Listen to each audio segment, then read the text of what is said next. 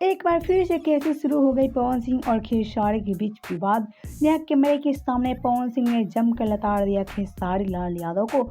यह एक बार फिर से टक्कर शुरू हो गई खेसारी और पवन सिंह के बीच और ऐसे में पवन सिंह खेसारी की विवाद फिर से शुरू हो गई है।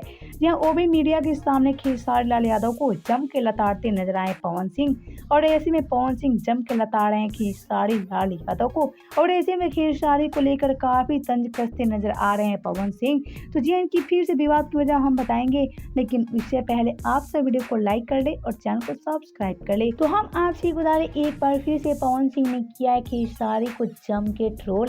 यह खेसारी को जम के ट्रोल करते नजर आ रहे हैं पवन सिंह और ऐसे में पवन सिंह खेसारी को लेकर काफी बड़ी बड़ी बात बोलते नजर आ रहे हैं।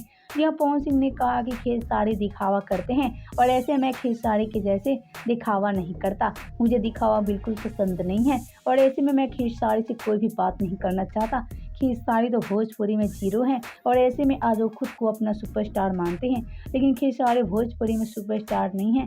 खेसारी को भोजपुरी में कोई नहीं जानता और ऐसे में खेसारी तो भोजपुरी में जीरो लायक भी नहीं है।